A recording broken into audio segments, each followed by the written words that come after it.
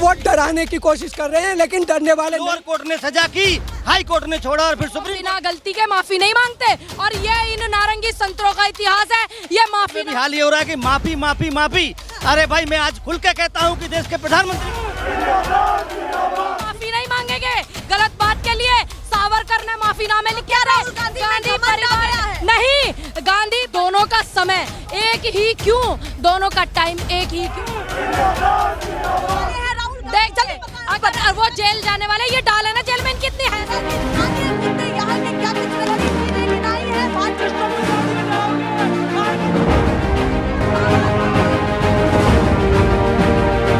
National pillar, राष्ट्र सर्वोपरि। बहुत स्वागत है आप सभी का। मैं आपके साथ मीरा राजपूत। आप देखना शुरू कर चुके हैं नेशनल पिलर। देखिए राहुल गांधी के आवास के बाहर क्या हंगामा हो रहा है, क्योंकि अब उनको 2 साल की सजा सुनाई गई है। 2 साल की सजा सुनाई गई है और तुरंत उनको 30 दिन की जमानत भी दी गई है। और 30 दिन की जमानत में वो ऊपरी अदालत जाकर के अपनी अपील दायर कर सकते हैं, अपील दाखिल कर सकते हैं। तमाम कांग्रेसी यहाँ पर मौजूद हैं। सबसे पहले आपसे बातचीत करती हूँ, आपके नेता अब आरोपी हो चुके हैं, आप उससे ऊपर भी प्रावधान है, हम ऊपर तक भी जाएंगे। ऐसा नहीं है हम हाई कोर्ट नहीं जाएंगे, सुप्रीम कोर्ट नहीं जाएंगे। सबसे पहला सवाल पूछती हूँ, आपके नेता अब आरोपी बन चुके हैं। आरोपी क्या है? इन्होंने तो देश में ऐसे ऐसे लोगों को आरोपी बनाया है, जो इतने अच्छे लोग थे उनको भी आरोपी बनाया है, और जो IPS संजीव भट्ट जैसे जो लोग हैं उनको आरोपी बनाया है। और ये बताएंगे हमारे नेता आरोपी है कि नहीं है। कि जेल जाने वाले हैं राहुल। देख चले अगर वो जेल जाने वाले, ये डाले ना जेल में, इनकी इतनी हैसियत नहीं है कि ये राहुल गांधी को जेल डाल दें। और इनकी तो राजनीति ही उस दिन खत्म हो जाएगी जिस दिन राहुल गांधी का नाम लेना बंद कर देंगे। इनकी तो राजनीति ही गांधी परिवार से चलती है। तो एक समाज को आपने आहत किया, मोदी समाज को आहत किया। वो कह रहे सरनेम का सारा खेल था और अपराध वो साबित हो गया, फैसला सुनाया गया सुप्रीम। कुछ से कुछ ये लोग बोलते रहते हैं। दूसरी बात मैं ये बोलूंगी, मुद्दों पर आना पड़ेगा, फैक्ट्स पर आना पड़ेगा कि आरोप लगा है आपने। आरोप संजीव भट्ट, IPS संजीव भट्ट और न जाने कितने लोग, इन लोगों ने उनको भी आरोपित किया है। इन्होंने ये तुम्हारा ठाकुर जो थे एक जबरिया रिटायर, उनको भी इन्होंने तो आरोप लगाया। फिर बाद में क्या होता है? आप कोर्ट की बातों से भट्ट, मैं कोर्ट का सम्मान करती हूँ, मैं कोर्ट का सम्मान करती हूँ, लेकिन हम अपने नेता से यहाँ मिलने आए हैं, क्या दिक्कत है? और आप ही कहोगे हंगामा हो रहा है, तो ये तो बड़े दुर्भाग्य की बात हो जाएगी। हम लोग तो आपसे इत्तेफाक रखते हैं। तुरंत जमानत कैसे मिली? मेरी बात सुनिए, हम तो आप लोगों से इत्तेफाक रखते हैं। अगर आप ही कहोगे कि कांग्रेसी हंगामा कर रहे हैं, तो फिर हम कहाँ जाएंगे मैडम? हम तो आपकी बात से पूरा इत्तेफाक रखते हैं। दूसरी बात, ये कह रहे हैं कि ये जो आरोप लगे, मेरा सवाल सुनना पड़ेगा, जवाब तभी आएगा। आप ये कह रहे हैं कि जो भी आरोप लगे हैं वो बेबुनियाद है, हंगामा हो रहा है, तमाम विंग कर रहे हैं, महिला विंग हो, यूथ कांग्रेस हो, और भी जो कांग्रेस के तमाम विंग है वो कर रहे हैं। आपको मानना पड़ेगा। तो कैसे इनकार कर सकते हैं कि हंगामा नहीं? सीधी बात है, अपने नेता के लिए देखिए, विपक्ष अपनी बात को उठाता है और आप आ जाइए पार्लियामेंट में, जो आप बात ही कर रही हैं। जब पार्लियामेंट में अडानी को हम लोग काउंटर कर रहे हैं, हमारे नेता काउंटर कर रहे हैं, तो इन्होंने ये सारा रायता फैलाया, दोनों का समय एक ही क्यों, दोनों का टाइम एक ही क्यों। दूसरी बात, पहली बार इतिहास में ऐसा हो रहा है कि सत्ताधारी पार्टी, मौजूदा जिनकी सरकार है, वो पार्लियामेंट नहीं चलने दे रहे। ये तो सिर्फ एक बहाना है ताकि हम पूरे, वो तो पक्ष भी पैसा बर्बाद कर रहा है और विपक्ष भी कर रहा है हंगामा कर। नहीं, अब की बार देखिए, विपक्ष का काम है जनता की आवाज उठाना, लेकिन सत्ताधारी पार्टी के नेता पहली बार ऐसा हुआ है कि सत्ताधारी पार्टी पार्लियामेंट नहीं चलने दे रही है, पूरे स्पीकर बंद कर दिए। ये कह रहे राहुल गांधी माफी मांगे, किस लिए? क्यों नहीं? किस लिए? अगर राहुल गांधी कोई गलती करते वो तो सबसे पहले माफी मांग लेते, वो तो इतने विनम्र छवि के नेता हैं। दूसरी बात, जब उन्होंने ऐसी कोई गलती की नहीं, उन्होंने एक समाज को टारगेट नहीं किया, उन्होंने उनको टारगेट किया है। उन्होंने हमारे जो सत्ताधारी नेता हैं उनको टारगेट किया। अब इनका काम है जात से जोड़ना, बरादरी से जोड़ना, समाज आहत हुआ, JPC की मांग, वो कह रहे राहुल गांधी माफी। देखिए वो गलती की है, वो सावरकर नहीं है, राहुल गांधी है, वो माफी नहीं मांगेंगे गलत बात के लिए। सावरकर ने माफीनामे लिखे, राहुल गांधी परिवार नहीं, गांधी परिवार, सुनिए सुनिए, ये गांधी परिवार का इतिहास है कि वो बिना गलती के माफी नहीं मांगते, और ये इन नारंगी संतरों का इतिहास है, ये माफीनामे लिखते हैं, और ये जो है ब्रिटिशों से तनख्वाह लेते थे, 6-6 माफी पत्र लिखते थे ये लोग, ये इनका इतिहास है, गांधी परिवार का नहीं है। सियासत गर्म हो चुकी है, सियासत गर्म हो चुकी है राहुल गांधी की सजा को लेकर के। आप बताइए, आप क्या कहना चाहते हैं, क्या दिमाग में? आज देश को ये समझ लेना चाहिए कि अब देश से लोकतंत्र बिल्कुल खत्म हो चुका है। आज जिस तरह से आप देख रहे हैं कि इसमें कुछ भी गलत नहीं कहा था उन्होंने, और जहां तक आज संसद में भी हाल ये हो रहा है कि माफी माफी माफी। अरे भाई, मैं आज खुल के कहता हूं कि देश के प्रधानमंत्री को माफी मांगनी चाहिए। कितने ही झूठ तुमने पूरे देश से बोले हैं। गलती आप करें और माफी पीएम मोदी मांगे। देखिए, ये तो नहीं हो पाएगा। गलती हमने नहीं की है, हमारे नेता ने गलती नहीं की है। अगर नेता ने गलती की होती तो नेता ने माफी मांगी होती। इस बात को, तथ्यों को तोड़ मरोड़ कर जिस तरह से पेश किया गया है, आजकल जिस तरह से झूठे लोग जो है गवाह बनाकर खड़े किए जा रहे हैं अदालतों में, अदालतों से जबरन जो है निर्णय लिए जा रहे हैं, ये देश का लोकतंत्र खत्म करने के लिए एक बहुत बड़ी सूरत कोर्ट ने कहा है कि उनको 2 साल की सजा हो गई है, जमानत पर निकल गए, पर आरोपी तो वो अब भी हैं, और 30 दिन बाद अगर उन्होंने ऊपरी अदालत में दायर नहीं की याचिका तो कहीं ना कहीं उनको फिर से जेल की सलाह। देश का इतिहास है, ऐसे कितने ही मुकदमे हैं जिनमें लोअर कोर्ट ने सजा की, हाई कोर्ट ने छोड़ा और फिर सुप्रीम कोर्ट ने छोड़ा उनको। इस बात को भी देश को समझना चाहिए। इतने श्योर क्यों हैं आप? अभी तो कुछ हुआ भी नहीं है। देखिए, ये श्योर है कि हमें इसमें कुछ भी गलत नहीं दिखता।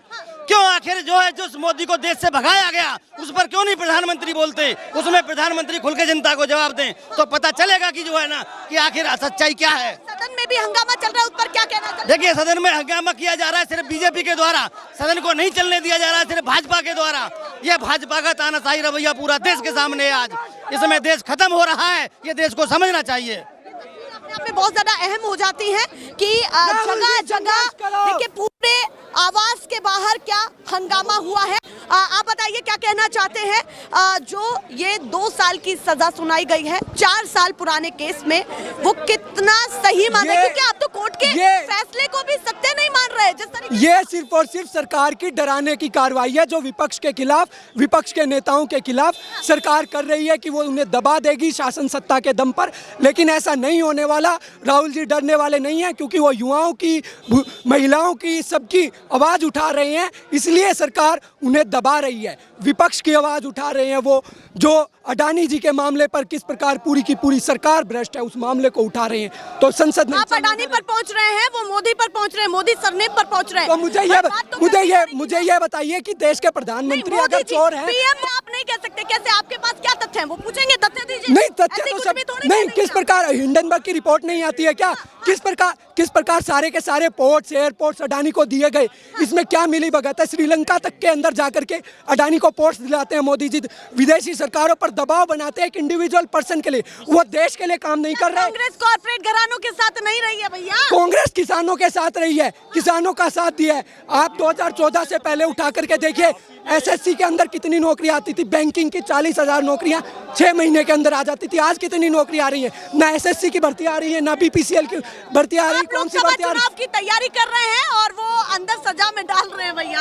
तो अरे वो डराने की कोशिश कर रहे हैं, लेकिन डरने वाले नहीं हैं क्योंकि सावरकर के वंशज नहीं है, गांधी के वंशज है। इन्होंने देश के लिए कुर्बानियां दी हैं, इनके परिवार ने। देखिए यहाँ पर ये ऐसी तख्तियां भी पकड़ी हुई है कि भैया ये राहुल गांधी है, सावरकर नहीं है। उसी पर ही क्या कहना है आपका? जल्दी से बताओ। सीधी सीधी बात है, कुछ लोगों ने इस देश में माफीनामा मांगे हैं और कुछ लोगों ने शहादतें दी है।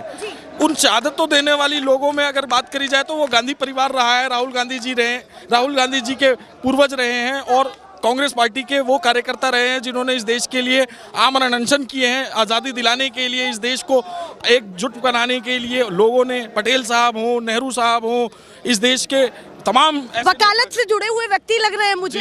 ऐसा ही है क्या? जी। तो जल्दी से बताएं आप क्या वकालत करने वाले हैं? एक वकालत वहां हो चुकी है सूरत कोर्ट में और फैसला भी आ गया। अब वो कह रहे हैं कि ऊपरी अदालत जाएं, अपील दायर करें। पर अगर 30 दिन के अंदर तब भी यही बातें निकली तो फिर क्या होगा? न्यायिक व्यवस्था पे पार्टी को पहले से भरोसा रहा है, आगे भी भरोसा रहेगा।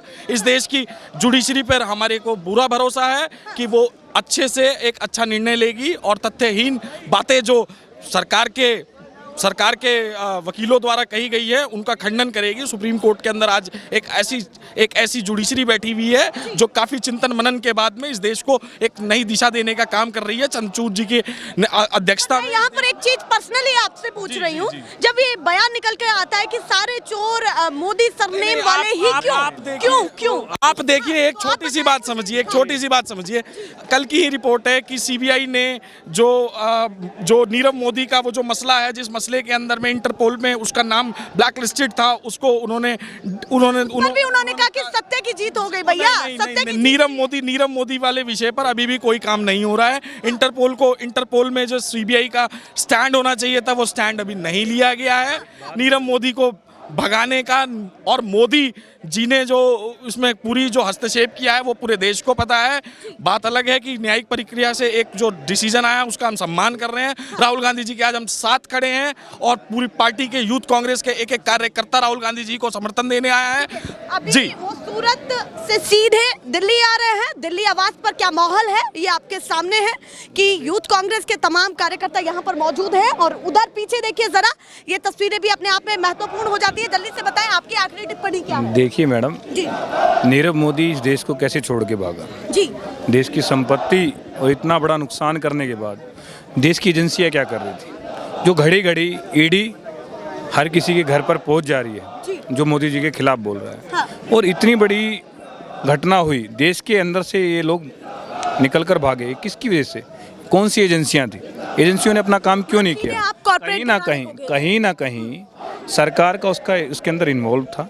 सरकार की कहीं ना कहीं उसके बीच में पीछे से कहीं ना कहीं सहायता की गई है। और आप देखिए जिस तरीके से उद्योगपति जो हैं वो देश को हर रोज नुकसान पहुंचा रहे हैं। और जब पूरी संसद में सब पूरा विपक्ष एक होकर कह रहा है कि जेपीसी की मांग कर रहा है, तो मोदी जी को क्या दिक्कत है?